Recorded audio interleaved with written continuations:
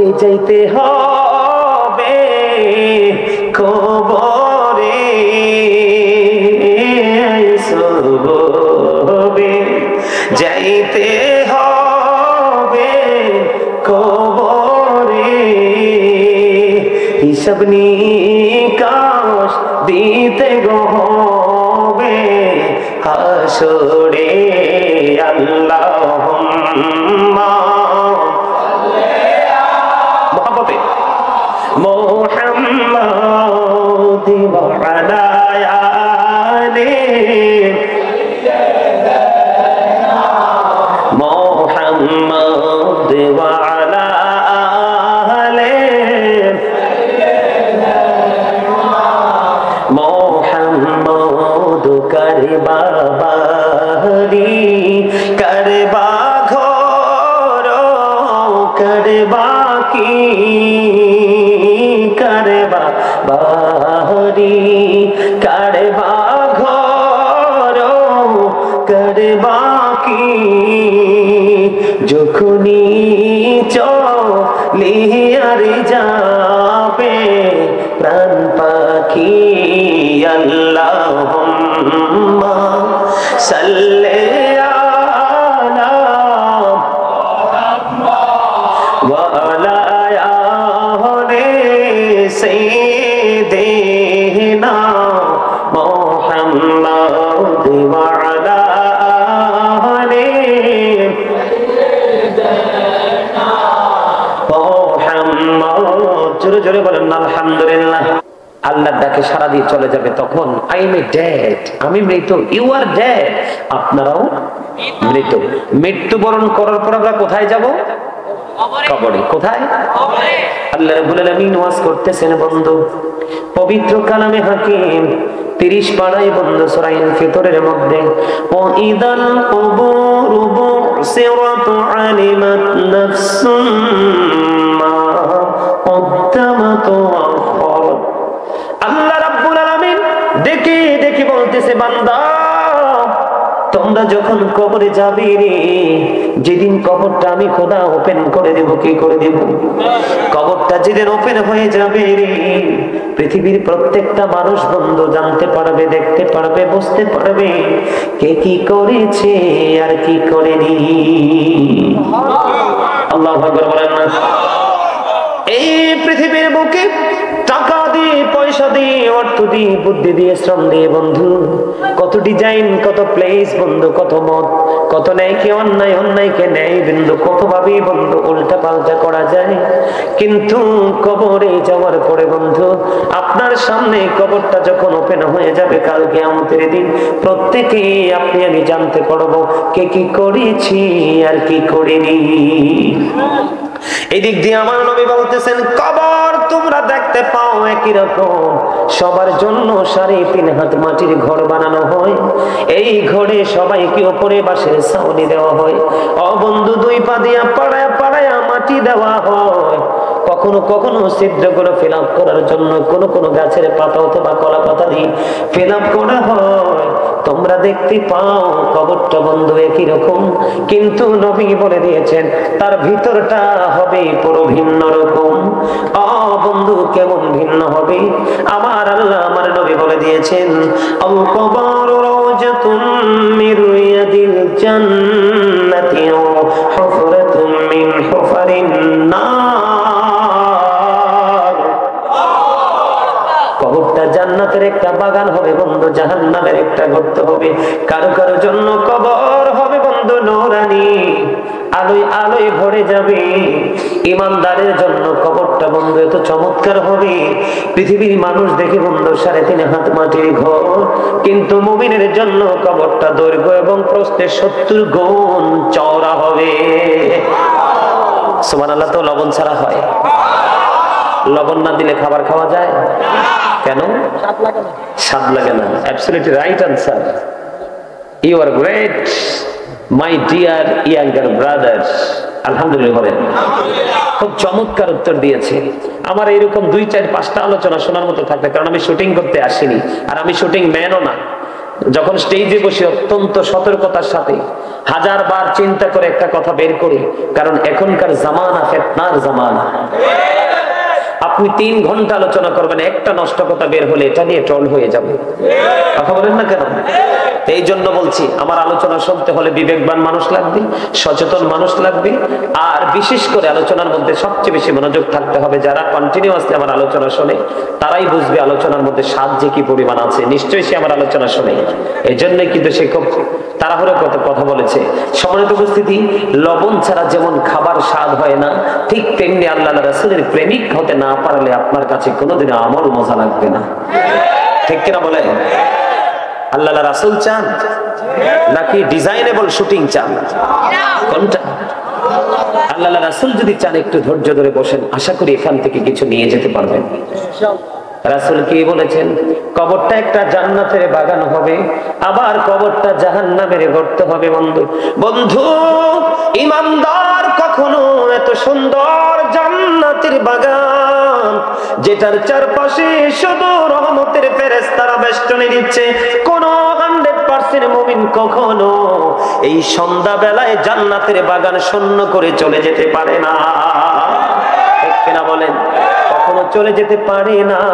আমার কাছে মনে হয় অভিনেতার অভিনয় দেখার জন্য মানুষ এসেছে, শুটিং ম্যানের শুটিং দেখার জন্য মানুষ এসেছে, শুটিং দেখা শেষ হয়ে গেছে, মানুষ চলে গেছে। এইরকম কমার্শিয়াল মুসল্লির জন্য আমার আল্লাহ জান্নাত বানায় নাই, ওই মুসল্লির জন্য আমার আল্লাহ জান্নাত বানাইছে। আগে আগে চলে যাবে মসজিদে, অন্তরের মধ্যে ভয় থাকবে, শুধু ভয় থাকবে কোন আলেমের মুখ থেকে কোন তথ্য পাবো, এটাকে ব্রেইনের মধ্যে সেটআপ দিয়ে দিব। আজকে থেকে আগামী দিনে আমার বাস্তব জীবনে বাস্তবায়ন করে করে জীবন যাপন করব। বন্ধু কেমন করে বুঝাইলে তোমরা বুঝবা রে চান্দিয়া মাইস্কার গ্রামের মানুষ? আমার আল্লাহ দেখেন কি বলেছেন। আল্লাহ রাব্বুল আলামিন বলে দিয়েছেন, আল্লাযীনা আমানু, যারা ঈমান এনেছে, ওয়া কানু ইয়াত্তাকুন, এবং তাকওয়া অবলম্বন করেছে। আল্লাহ বলেছেন লাহুমুল বুশরা, তাদের জন্য সুসংবাদ, ফিল হায়াতিদ দুনিয়া, দুনিয়ার জীবনে, ও ফিল আখিরা, এবং পরকালের জীবনে। জোরে জোরে আল্লাহু আকবার। আল্লাহ কি বলেছে একটু মন দিয়ে শুনেন। আল্লাহ কি বলেছে? আল্লাযীনা আমানু, যারা ঈমান এনেছে। আমার দিকে তাকান। আল্লাহ কি বলেছেন? আল্লাযীনা আমানু, যারা ঈমান এনেছে। তার মানে প্রথমত আপনাকে ঈমানদার হতে হবে। ঠিক কিনা বলেন? আল্লাহ তারপরে বলেছেন কানু ইয়াত্তাকুন। আল্লাহ রাব্বুল আলামিন বলে দিয়েছেন ঈমান আনার পরে যারা ভয় করেছে, কাকে? আল্লাহকে। কাকে? আল্লাহ বলেছে তাকুল্লাহ ইউফিরবি, তোমরা আমাকে ভয় করো। আপনি কি মনে করেন যারা আজকে মাহফিল ছেড়ে চলে গেছে তাদের সিনায় আল্লাহর ভয় আছে? যদি ভয় থাকতো রে, আজকে সারা রাত যদি মাহফিল হতো, মুমিনেরা সারা রাত বসে থাকতো। কারণ প্রতি রাত মাহফিল হয় না, প্রত্যেকটা বছর 360 অথবা 65 দিনে একটি দিন, একটা বছর অথবা 365 রাত্রিতে একটা বছর। তারা মনে মনে ভাবতো 364টা রাত্র আমার জীবনে ঘুমাতে পারবো, একটা রাত্রে আমি বেশি করে বাজার করব। ঠিক কিনা বলেন? এই যে চান্দিনা মাইস্কার বাসীর জন্য এটা আজকে বিশাল বড় একটা প্রেমের বাজার, প্রেমের হাট। কিসের হাট? একদিকে তুমি প্রেম খরিদ করে নিয়ে যেতে পারতা, আরেকদিকে আল্লাহকে ভয় করতে হবে কিভাবে, সেই ট্রেনিং এ তুমি নিয়ে যেতে পারতা।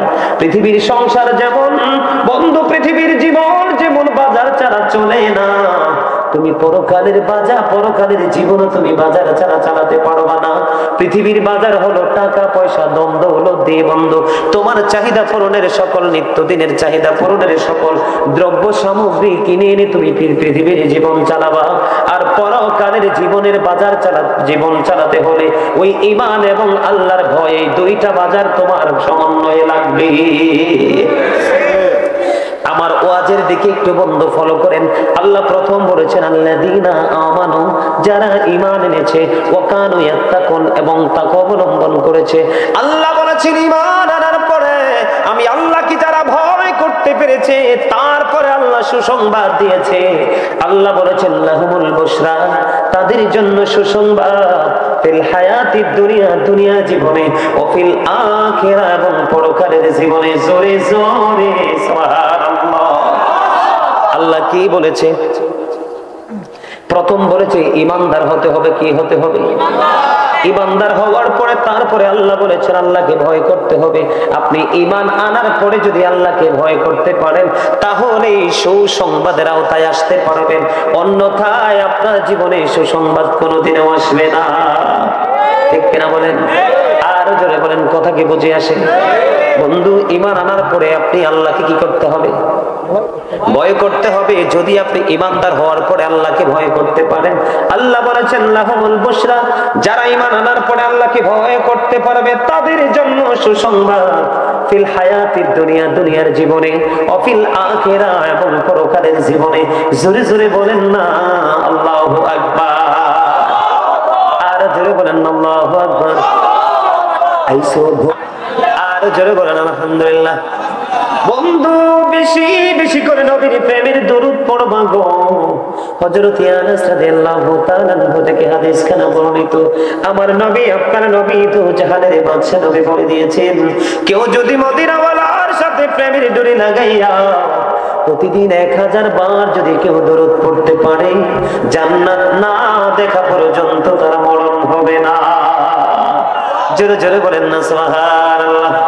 এই জন্য আহলে সুন্নাত ওয়াল জামাতের আশিকেরা বেশি বেশি করে নবীর প্রেমের দরুদ পড়ে। ঠিক কিনা বলেন? বলেন দরুদ শরীফ পড়ে যারা আশিকে রাসূল, বলেন দরুদ শরীফ পড়ে যারা আশিকে রাসূল, যিনি হলেন আল্লাহ তাআলার সৃষ্টি কুলের মূল, দরুদ শরীফ পড়ে যারা আশিকে রাসূল, বলেন মিলাদ শরীফ পড়ে যারা আশিকে রাসূল, মিলাদ পড়ছে রব তাআলা, ইমানদারের দল সে কাজ করছে নিরালা, বলেন দরুদ পড়ছে রব তাআলা, ইমানদারের দল সে কাজ করছে নিরালা। রহমতে পাবে ক্ষমা পাবে, রহমতে পাবে ক্ষমা পাবে বলেছে রাসূল, দরুদ শরীফ পড়ে যারা আশিকে রাসূল, বলেন মিলাদ শরীফ পড়ে যারা আশিকে রাসূল। জোরে জোরে বলেন না মারহাবা। বন্ধু, কেউ যদি মদিনাওয়ালার সাথে প্রেমের ডোরি লাগাইয়া প্রত্যেকটা জুমার দিনে যদি 80 বার দরুদ পড়তে পারে, তার 80 বছরের সগীরা গুনাহ আমার আল্লাহ মাফ করে দেয়। বন্ধু, এই প্রেমের খবর যদি কোনো মুমিনের জানা থাকে, কোনোদিনও সে আমল থেকে দূরে থাকবে না। ঠিক কিনা বলেন? আমি যেটা বলতে চেয়েছিলাম, আপনি শুধু ইমানদার হলেই সাকসেস হতে পারবেন না, ঈমান আনার পরে আপনি আল্লাহকেও ভয় করতে হবে। ঠিক কিনা বলেন? ওয়াজকার যদি আপনি ঈমান আনার পরে আল্লাহকে ভয় করতে পারেন, তাহলে আপনার জন্য সুসংবাদ দিয়েছেন কে? আমার আল্লাহ। আল্লাহ বলেছেন ফিল হায়াতিদ দুনিয়া ও ফিল আখিরা, আপনি দুনিয়াতে আল্লাহর নিয়ামত প্রাপ্ত হবেন এবং মরার পরেও আপনি নিয়ামত প্রাপ্ত হবেন। জোরে জোরে সুবহানাল্লাহ। ওই যে বলেছি, নবী বলেছেন কবর বন্ধ দুইটা রূপ নিবে। কয়টা?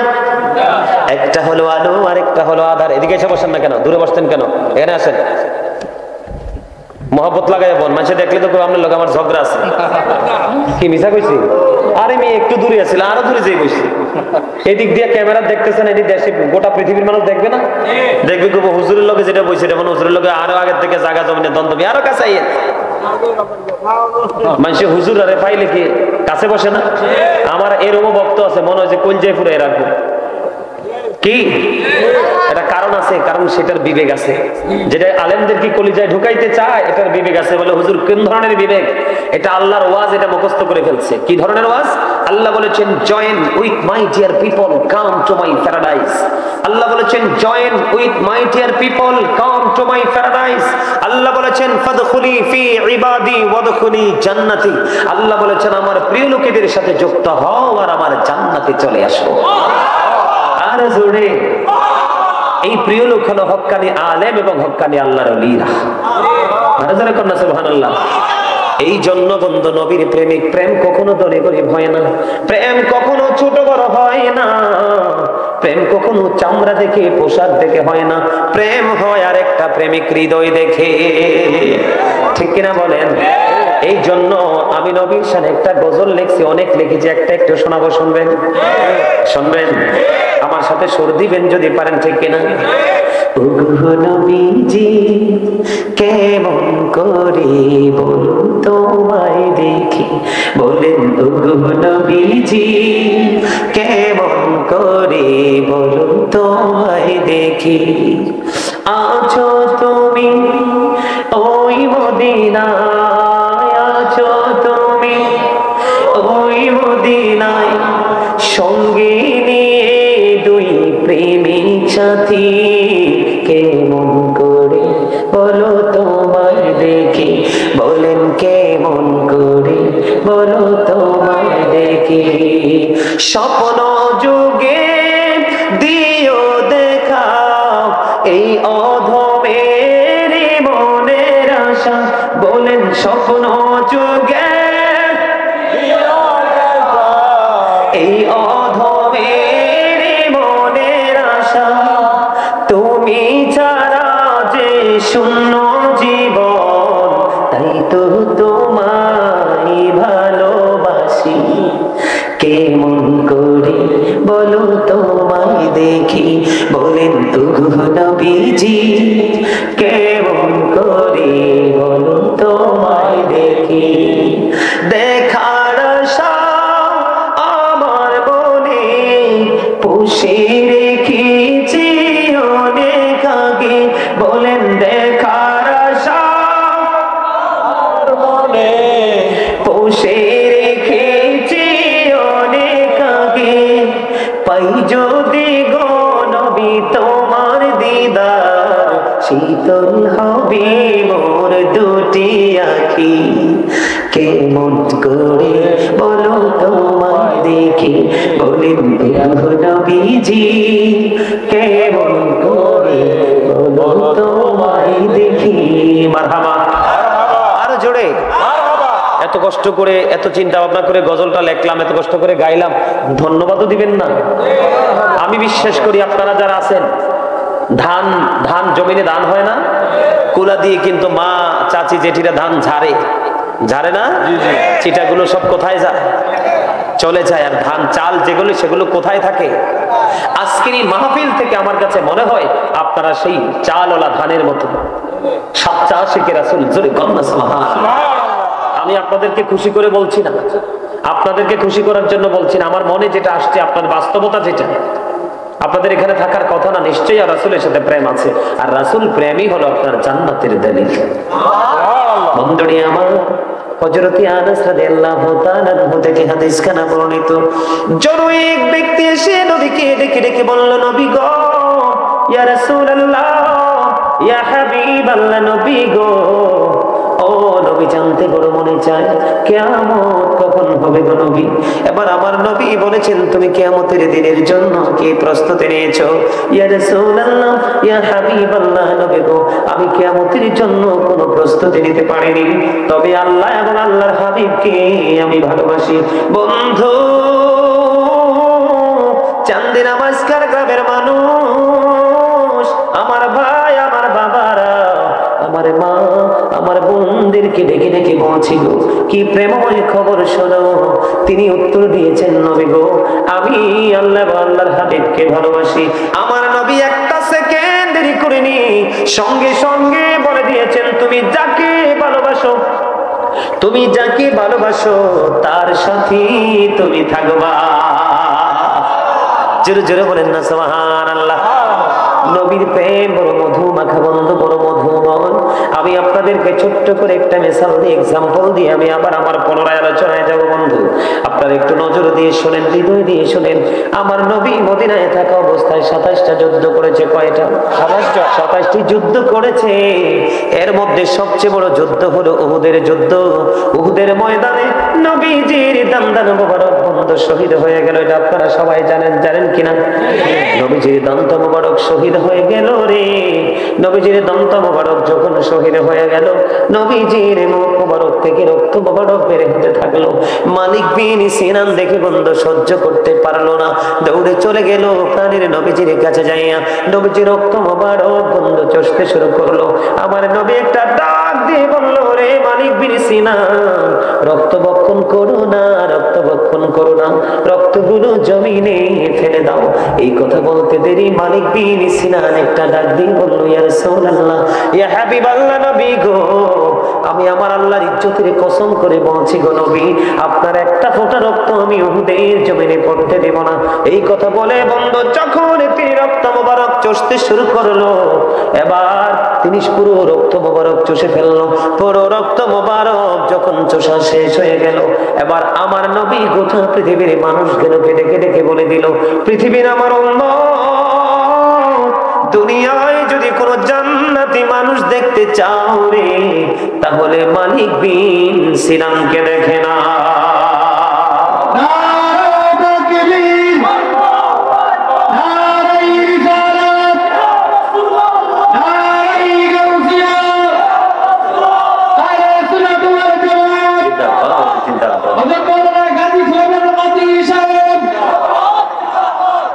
আলহামদুলিল্লাহ বলে। সে প্রেম করে, কোরআন হাদিসের কোথাও লেখা আছে যে নবীজির রক্ত মোবারক খেতে হবে? কোনদিন কেউ ওয়াজ করছে? কিন্তু সে প্রেমের ডুরি লাগাইয়া জান্নাতীদের মধ্যে এক্সাম্পল হয়ে গেলেন বন্ধু হযরতে মালিক বিন সিনান। আমি যদি আপনাদেরকে ছোট্ট আর একটা ব্যতিক্রমী প্রেমের খবর দিয়ে নিবেন, ছোট্ট একটা প্রেমের খবর বন্ধু, সেই প্রেমটা বড় মধুময়। আপনারা সবাই জানেন ইসলামের প্রথম খলিফা কে? হযরত আবু বকর সিদ্দিক রাদিয়াল্লাহু তাআলা আনহু। হযরত ওমর রাদিয়াল্লাহু তাআলা আনহু বলতেছে, জীবনে কোনোদিন আবু বকরকে হারাতে পারিনি, সুযোগ পেলে হযরত ওমরকে আমি হারাবো, হযরত আবু বকরকে হারাবো। আমার নবী তাবুক যুদ্ধের পূর্বক্ষণে আমার নবী দান করার জন্য বললেন। নবীর সাথে প্রেম যদি করতে হয়, এমন প্রেম করতে পারলে বন্ধু জীবন ধন্য হবে, অন্যথায় নগণ্য হয়ে কবরে যেতে হবে। আমার দিকে নজর দিয়ে বন্ধু কথাটা শুনেন, হাদিস শরীফের মধ্যে যেতে আবু বকর প্রেমের দিক দিয়ে, সব দিক দিয়ে নবীর কাছে সবচেয়ে প্রিয়, ঠিক কিনা বলেন? আল্লাহর কাছে সাহাবীদের মধ্যে সবচেয়ে বড়, ঠিক কিনা বন্ধুরে আমার? এবার কি করলেন? ও বন্ধু, দান করার কথা যখন বলল, ওমর রাদিয়াল্লাহু তাআলা আনহু তার সম্পদ নিয়ে বন্ধু নবীজির কাছে চলে আসলেন। নবীজির কাছে যখন চলে আসলো, নবীজির কাছে আসার পরে আবার আমার নবী হযরত ওমরকে প্রশ্ন করলো, ওমর, তুমি তোমার ফ্যামিলি পরিবারের জন্য কতটুকু রেখে এসেছো? এবার ওমর ডাক দিয়ে বলল, নবী গো, আমি এখানে যতটুকু নিয়ে এসেছি তার সমপরিমাণ আমি আমার ফ্যামিলি পরিবারের জন্য রেখে এসেছি। এই কথা বলার পরে আমার নবী হযরতে আবু বকরকে প্রশ্ন করলো, আবু বকর, বলো না তুমি তোমার পরিবারের জন্য কি রেখে এসেছো? এবার আবু বকর একটা ডাক দিয়ে বলে, ইয়া রাসূলুল্লাহ, ইয়া হাবিবাল্লাহ, নবী গো, আমি আমার ফ্যামিলি পরিবারের জন্য কিছুই রাখিনি, আমার যা ছিল সব আমি আপনার জন্য নিয়ে এসেছি। ফ্যামিলির জন্য কি রেখে এসেছো? এবার আবু বকর উত্তর দিল, নবী গো, আমি আমার পরিবারের জন্য আল্লাহ এবং আল্লাহর হাবিবকে রেখে এসেছি। কি বুঝতে পারলেন? ওমরের চিন্তা হলো কি, আজকে সুযোগ পাইছি, অর্থ নিয়ে যাব আবু বকরকে হারাবো। ওমর নিয়ে গেলেন অর্ধেক, কি যা আছে তার থেকে অর্ধেক, আর আবু বকর পুরোটাই নিয়ে গেলেন। বাড়ির জন্য রেখে এসেছেন আল্লাহ এবং আল্লাহর হাবিবকে। এইরকম প্রেম যদি করতে পারেন তাহলেই সফলতা সম্ভব, অন্যথায় জীবনকে সফল করা কোনোভাবেই সম্ভব। বন্ধুরে আমার, আমি ছিলাম কোথায়? কবরে। কোথায় মনে আছে রে? যেটা বলতে চেয়েছিলাম, আপনি সুসংবাদের আওতায় চলে আসবেন। ইমানদার হওয়ার পরে যদি আল্লাহ রাব্বুল আলামিনকে ভয় করতে পারেন, ওয়াজ করেছেন আমার আল্লাহ। সবচেয়ে বড় মজার খবর হলো হাদিস শরীফের মধ্যে এসেছে, কবরটা বন্ধু দুইটা, দুই রকম। কয় রকম বন্ধু? একটা জাহান্নাম আর একটা জান্নাতের টুকরা, ঠিক কিনা বলেন? কিন্তু বন্ধু এখানে আফসোসের বিষয় হলো, মানুষ হলো তিন ধরনের। কয় ধরনের? এক ধরন হলো ইমানদার, একটা দল, আর একটা দল হলো বন্ধু মুনাফিক, আরেকটা দল হলো বেঈমান, ঠিক কিনা বলেন? জান্নাত বরাদ্দ ইমানদারদের জন্য। কার জন্য? মুনাফিকদের কি জন্য? আল্লাহ রাব্বুল আলামিন ওয়াজ করেছেন, ইন্নাল মুনাফিকিনা ফিদ দারকিল আসফালি মিনান নার। আল্লাহ বলেছেন, the hypocrites will be in the lowest place of hell. আল্লাহ বলেছেন মুনাফিকরা জাহান্নামের একেবারে সর্বনিম্ন স্তরে থাকবে। নবী বলেছেন বিলিভার্স লাভ দ্য প্রফিট, ইমানদাররা নবীকে ভালোবাসবে। Hypocrites don't love the profit, মুনাফিকরা মুনাফিকরা আমি নবীকে ভালোবাসবে না। বন্ধু মুনাফিক যখন কবরে যাবে আল্লাহ রাব্বুল আলামিন কবরের মাটি কেমন ভাবে চাপ দিতে বলবে। হাদিস শরীফের মধ্যে এসেছে বন্ধু, তাদের একটা হাড় আর একটা হাড়ের ভিতরে ঢুকে যাবে, কত কষ্ট। আর ঈমানদার যখন বন্ধু কবরে যাবে, যাওয়ার পরে তার জন্য কবরটা দৈর্ঘ্যে প্রস্থে 70 গুণ চওড়া হয়ে যাবে। আমার আল্লাহ ওয়াজ করতেছেন ইন্না রাব্বিহিম ইউরযাকুন, আমার আল্লাহ ওয়াজ করতেছেন আল্লাহর প্রিয় মাহবুব বান্দারা যখন কবরে যাবে আল্লাহ তাদের জন্য জান্নাত থেকে খাবার পাঠিয়ে দিবে। জোরে জোরে কন্যা সুবহানাল্লাহ। They receive food from Allah, তার আল্লাহর কাছ থেকে জান্নাতে খাবার রিসিভ করবে। আল্লাহ সুবহানাল্লাহ বলতে পারেন না? অসুস্থ হয়ে গেছেন না? কি দিছে ওই কি জানি বলে, আপনাকে আমাকে কি জবান দিছে ভোট বৈশা বৈশা খাওয়ার জন্য?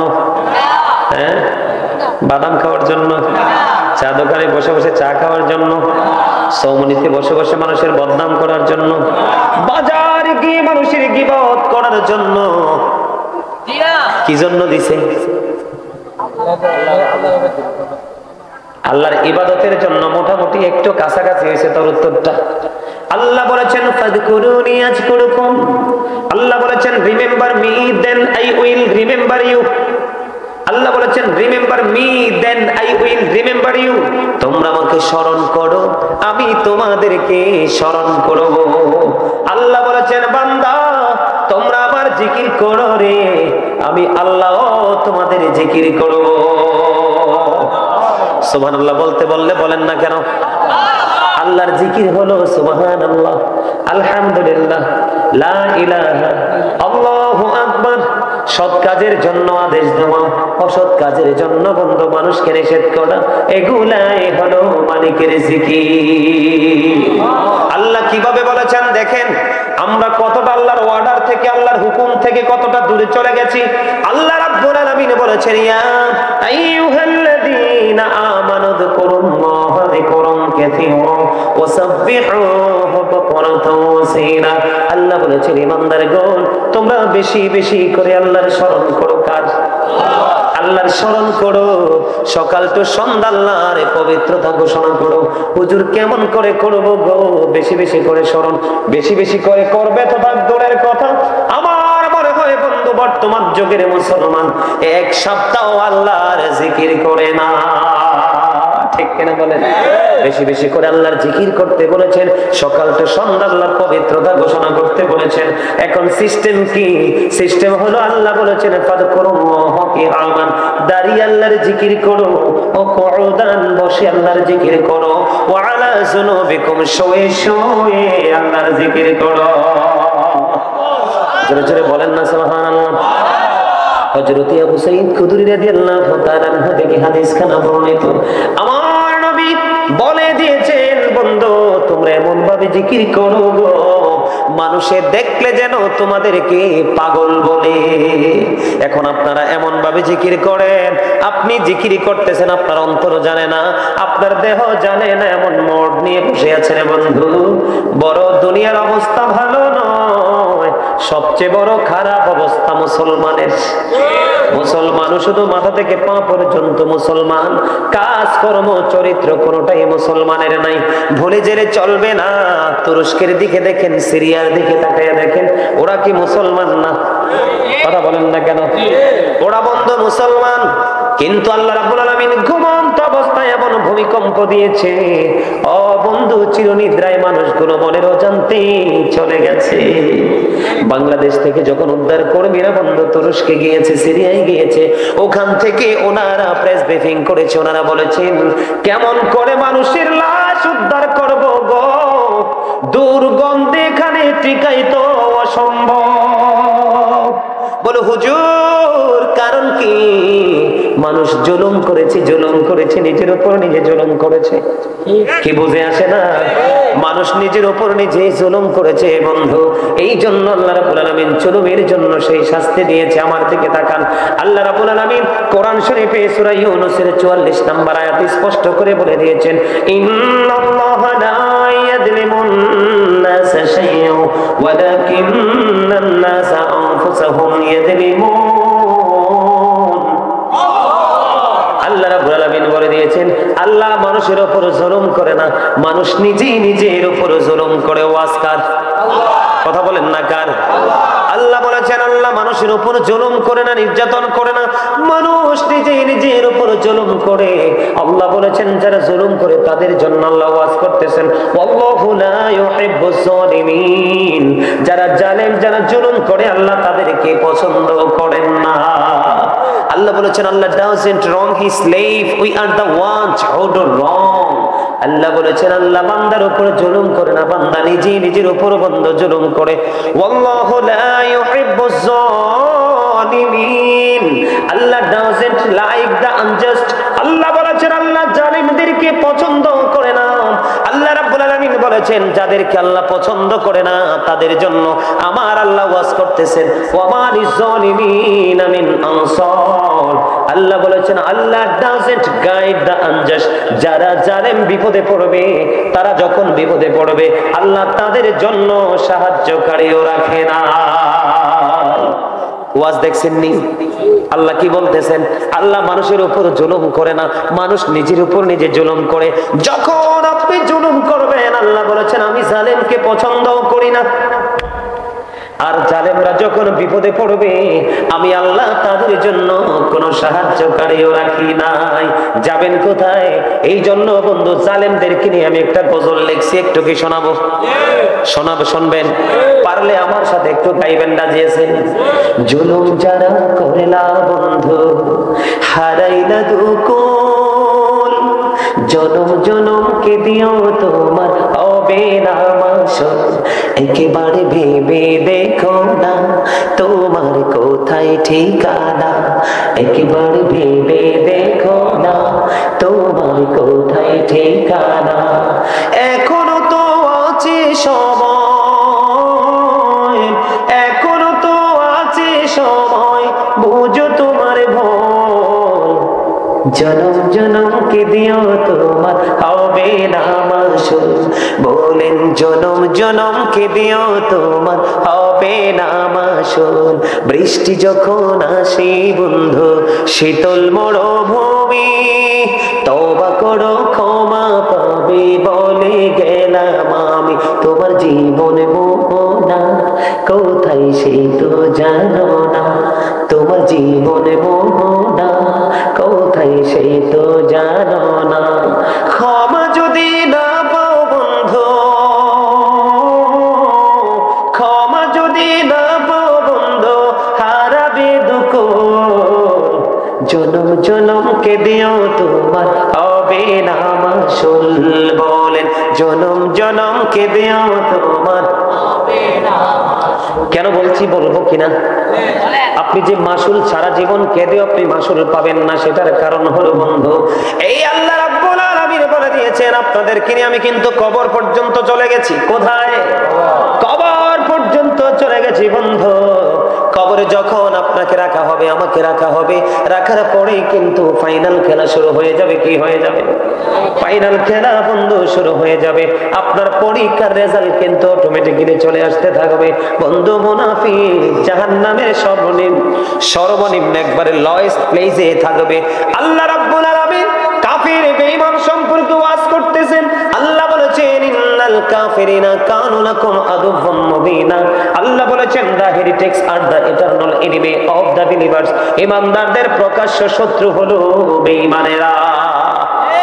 আজকে বন্ধু মুসলমান আলেমদেরকে ফলো করে না, আল্লাহর ওলিদেরকে বান্দাদেরকে ফলো করে না, বেঈমান কাফের মুশরিকদেরকে ফলো করে করে জীবন যাপন করে।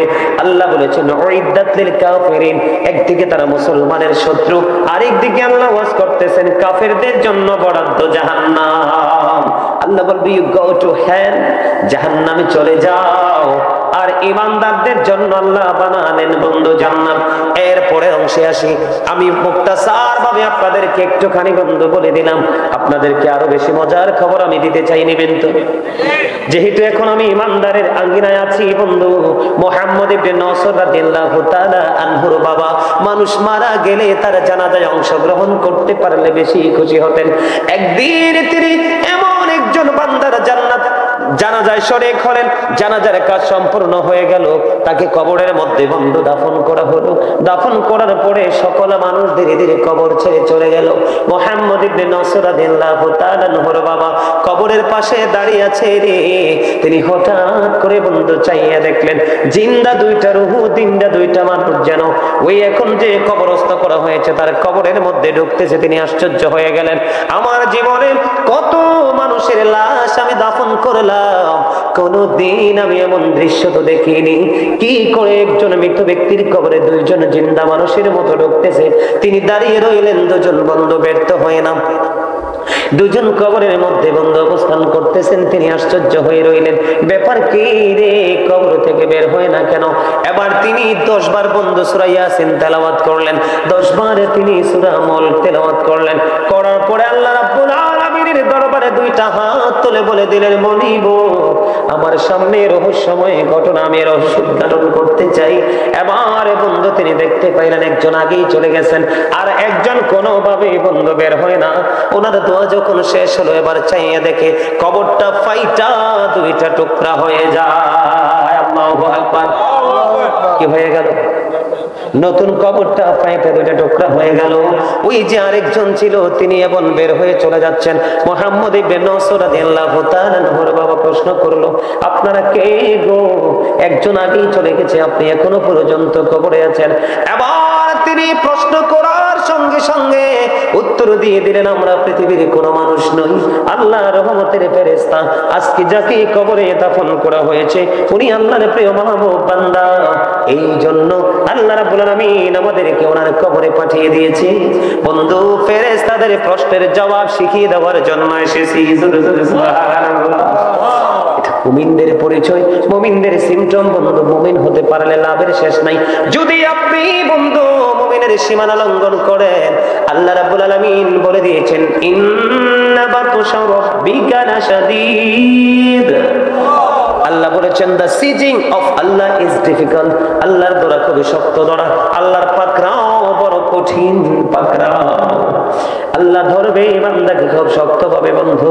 আল্লাহ বলেছেন ইন্নাল্লাহা সারিউল হিসাব, আল্লাহ is quick to take account, আল্লাহ হিসাব গ্রহণে অত্যন্ত তৎপর। বান্দাকে ধরবে খুবই শক্ত ভাবে এবং বান্দার কাছ থেকে হিসাব নেবে বন্ধু শক্ত ভাবে। তবে সবচেয়ে বড় দুঃখের খবর হলো বন্ধু, আল্লাহ রাব্বুল আলামিন বলে দিয়েছেন দুনিয়ায় বিপদে পড়লে সাহায্যকারী পাই, তাই কিনা? অভাবে পড়লে হাওলাত চাইলে কেউ না কেউ টাকা দেয়, দেয় কি দেয় না? বন্ধু এমনি করে করে দুনিয়ার প্রতিকূল অবস্থাকে মোকাবেলা করা যায়, অনুকূলে আনার জন্য চেষ্টা করে সফল হওয়া যায়। বন্ধুরে আল্লাহ বলেছেন লা ইয়ামুতু, people will not die that day, সেদিন মানুষ আর মরতে পারবে না।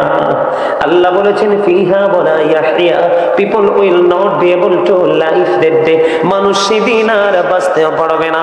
আল্লাহ রাব্বুল আলামিন বলে দিয়েছেন ওমা হুম আনহা বিগাইবিন, people will not be able to escape that day, মানুষ সেখান থেকে পালাতেও পারবে না। কিসের অহংকার করো, কিসের বাহাদুরি করো, যেই কোনো মুহূর্তে তোমার দেহ থেকে প্রাণ পাখি উড়াল মারবে, কবরে তুমি যাবে, হিসাব নিকাশ শুরু হয়ে যাবে। যদি বন্ধু তুমি ইমানদার মুমিন হতে না পারো, তুমি হাজার চেষ্টা করো পারবা না, মরতে পারবা না, পালাইতেও বন্ধু পারবা না। আমি মুমিনের জন্য জান্নাত থেকে আমার আল্লাহ খাবার পাঠিয়ে দেয়, কিন্তু বন্ধু যারা মুমিন হতে পারলো না তাদের জন্য বড় ভয়ঙ্কর খবর। এই ভয়ঙ্কর খবরটা হলো বন্ধু, এই মরার পরে কোরআনে এসেছে পাপী যারা, জাহান্নামী যারা, আল্লাহ রাব্বুল আলামিন বন্ধু তাদের জন্য একটা খাবারের ব্যবস্থা রেখেছেন। সেই খাবারটার নাম কোরআনে এসেছে জাক্কুম। কি? জাক্কুম। এই মুহূর্তে যদি এই মাইস্কারের জমিনে যদি একটা ফোঁটা পড়ে, কয় ফোঁটা? এই মুহূর্তে মাইস্কারের জমিনে যদি একটা ফোঁটা পড়ে রে, গোটা পৃথিবীর মাটি বন্ধু বিষাক্ত হয়ে যাবে। ওই মানুষ বাঁচার জন্য যে খাবার লাগে, খাবার উৎপাদন করা কোনোভাবেই সম্ভব না। এই খাবারটা পাপীদেরকে খাওয়ানো হবে। নাউজুবিল্লাহ। আর জোরে বলেন না নাউজুবিল্লাহ। হাদিস শরীফের মধ্যে এসেছে বন্ধু, পাপীদের জন্য আরেকটা খাবার বন্ধু বরাদ্দ করা আছে, সেটার নাম হলো তিনাতুল খাবার। ইয়া রাসূলুল্লাহ, তিনাতুল খাবারটা কি গো? আমার নবী বলেছেন এই তিনাতুল খাবারটা হলো আরেকটা জাহান্নামের নিংড়ানো রক্ত, পুজ অথবা ঘাম। জোরে জোরে নাউজুবিল্লাহ। রক্ত পুজ কি হয়ে যাবে? লিকুইড হয়ে যাবে বন্ধু, আরেকটা পাপীকে খেতে দেওয়া হবে। বাঁচতে পারবেন? হাদিস শরীফের মধ্যে এসেছে এখন একটু গরম পড়ে, পরিশ্রম করার পরে মানুষ গরম পানি খায় না, ফ্রিজের পানি খায়। কিন্তু পাপী যারা আল্লাহ রাসূলের হুকুমকে অমান্য যারা করেছে, ওভারটেক যারা করেছে, তাদের জন্য সবচেয়ে বড় ভয়ঙ্কর খবর হলো বন্ধু, পাপী মানুষ তাদেরকে উত্তপ্ত গরম পানি ঢেলে দেওয়া হবে, ভিতর থেকে সব কিছু বন্ধু লিকুইড হয়ে বের হয়ে যাবে। ওই যে বলেছি বাঁচতেও পারবা না। আমি কিন্তু মাইক ছেড়ে দিব। হ্যাঁ হ্যাঁ, আমি ছেড়ে দিব, আমার টাইম হয়ে গেছে। আপনি বাঁচতেও পারবেন না, মরতেও পারবেন না, পালাতেও পারবেন না।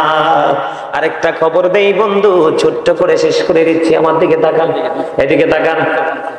পাপীদের জন্য সবচেয়ে কম আযাব হলো আগুনের এক জোড়া জুতা। কয় জোড়া? আগুনের এক জোড়া জুতা পরিয়ে দেওয়া হবে, পা থেকে মাথার মগজ পর্যন্ত টকবক টকবক করবে। বন্ধু আরো বড় ভয়ঙ্কর খবর হলো জাহান্নামের আগুনকে আল্লাহ রাব্বুল আলামিন 1000 বছর তাপ দিয়েছেন, আগুন হয়েছে লাল। আরো 1000 বছর বন্ধু তাপ দিয়েছেন, রং হয়ে গেছে বন্ধু সাদা। আরো 1000 বছর তাপ দিয়েছে, রং হয়ে গেছে কালো। 3000 বছর জাহান্নামের আগুনকে উত্তপ্ত করে পাপীদের জন্য বরাদ্দ করা আছে। ঠিক কিনা বলেন? এখনকার মুসলমান আর মুসলমান নাই, পুরোটাই তার ইসলামের প্রতিকূলে। বুঝো হুজুর কেমনে প্রতিকূলে? বন্ধু মুসলমান দেখা মাত্র সালাম দেওয়ার কথা, সালাম দেয়নি। কথা বলেন না কেন? অসুস্থ হলে মানুষকে দেখতে যাওয়ার কথা, দেখতে যায়নি। মানুষ মারা গেলে তার জানাজায় শরীক হওয়ার কথা, মানুষ জানাজায় যায়নি। যদিও জানাজায় যায় মাটি দেয় না, কিন্তু মানুষ এটা বোঝে না যে আমারও মরণ হবে। কথা বলেন না কেন? আছে না নাই? এই শরীয়ত সম্মত যে পোশাক পরার কথা, এই যে যুবকগুলো জিন্স প্যান্ট পরেছে, একটারও সীমানা শরীয়তে নাই। সূরা আরাফের 26 নম্বর আয়াতে আল্লাহ পোশাক নিয়ে আলোচনা করেছে। উপর দিয়ে থাকবে নাভির উপরে, নিচে দিয়ে থাকবে টাকনোর উপরে। এখনকার লক্ষ লক্ষ যুবক দেখতে পাই সবাই পরে জিন্স প্যান্ট, এটা হাজার চেষ্টা করলেও উপরে ওঠে না, নাভির নিচে থাকে। তার মানে শরীয়তের সীমা লঙ্ঘন করেছে। নিচে দিয়ে থাকার কথা টাকনোর উপরে, এবার চলে গেছে পায়ের মোড়ার নিচে। ঠিক কিনা বলেন? মহিলা মোটা কাপড় পরার কথা, পরে পাতলা কাপড়। ঠিক কিনা? আর জোরে। মুসলমান হালাল উপার্জন করার কথা, করে সুদে ঘুষের মাধ্যমে উপার্জন। মা বাবার সাথে ভালো আচরণ করার কথা, মা বাবার সাথে ভালো আচরণ নেই। কথা বলেন না কেন? আর জোরে। বন্ধু এমনি করে করে আপনি রাস্তাঘাট, দোকানপাট, চলাফেরায় জীবনের প্রতিটা মুহূর্ত আপনি তাকায়া দেখেন, বিশেষ করে যুবক ছেলেদের মাথার চুল কাটার স্টাইল কি? এইটা হলো নিচতলা, এর উপরটা হলো দ্বিতীয় তলা, আর মাথার তালু হলো তৃতীয় তলা। কানের গোড়া হলো ডিজিটাল রেল লাইন, উপরটা হলো পিচঢালা রাস্তা, আর মাথার তালু হলো বাবুই পাখির বাসা। কোন দিক দিয়ে আপনি নিজেকে মুসলমান দাবি করবেন? কেউ দাদা কি মিথ্যা বললাম? কোন জায়গা ঘরে ঘরে সুদ আছে না নাই? আর জোরে। মসজিদে যাওয়ার কথা আপনি সবার আগে, বের হওয়ার কথা আপনি সবার পরে। আপনি যান সবার পরে, বের হন সবার আগে। এত ডিজিটাল নামাজ পড়ার অর্ডার আপনাকে কে দিয়েছে? যিনি আল্লাহর প্রিয় হাবিব হাবিবুল্লাহ, উনি নামাজে দাঁড়াইলেন, নামাজ পড়তে পড়তে পা মোবারক ফুলে লোহ মোবারক বেরিয়ে আসতো, তারপরেও নামাজ শেষ হতো না।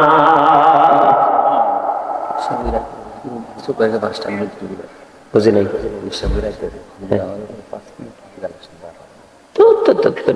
কে বই গুলো বুঝাই দিছে রে মাথায়? কে শিখেছে আপনার এদিকে? আমার কথা বুঝছেন আপনারা? আছে আমাদের। আমার নবী ছিলেন সবচেয়ে উত্তম চরিত্রের অধিকারী, আমরা হইলাম সবচেয়ে খারাপ চরিত্রের অধিকারী। কথা বলেন না কেন? আমার নবী সব সময় বলেছে সত্য কথা। আমরা উম্মত দাবি করে মোবাইল ধরলে শুরু হয় বন্ধ মিথ্যা কথা। আছে না নাই? আর জোরে, আমাদেরকে গীবত করতে নিষেধ করেছে, আমরা এটাতেই বেশি মজা পাই। আপনি কোন দিক দিয়ে বন্ধ মুসলমান দাবি করবেন? মুসলমানের মুসলমানিত্ব কোনো দিকে নাই, শুধুমাত্র পৃথিবীর লোভ লালসা প্রেম ভালোবাসা, পৃথিবীর খাওয়া দাওয়া, ঠিক কিনা বলেন? আর জোরে মনে রাখবেন, আল্লাহ বলেছেন অমাল হায়াতুদ দুনিয়া ইল্লা মাতাউল গুরুর, এই দুনিয়ার জীবনে, পৃথিবীর জীবন একটা ধোঁকা ছাড়া কিছুই নয়। আর জোরে, বন্ধ করো বন্ধ করো, এগুলো বন্ধ করো, যাও সবগুলো বন্ধ করো, ওগুলো করো, যাও। আর জোরে বলেন ঠিক কিনা? আর জোরে, আমার কথা কি আপনারা বুঝেন না?